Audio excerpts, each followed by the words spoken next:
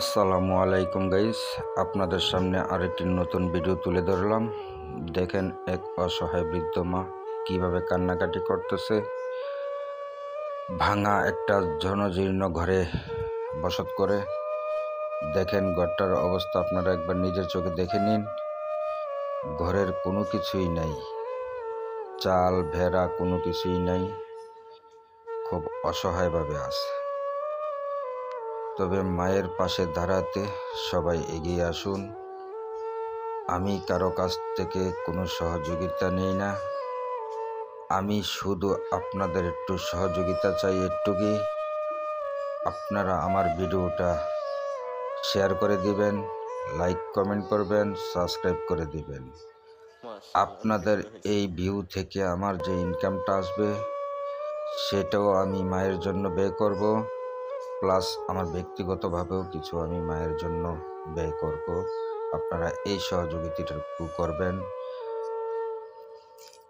দেখি চেষ্টা করব আমরা মায়ের জন্য কিছু করার জন্য।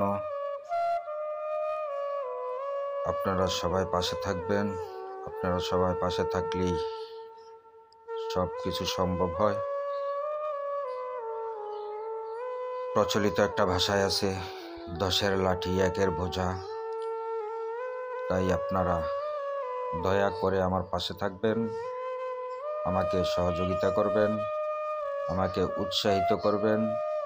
আর আমি আপনার উৎসাহিত হওয়ার মেন উদ্দেশ্যই একটা এবং মূল কারণই একটা, আমার ভিডিওটা আপনারা শেয়ার করে দিবেন, লাইক কমেন্ট করবেন, সাবস্ক্রাইব করে দিবেন।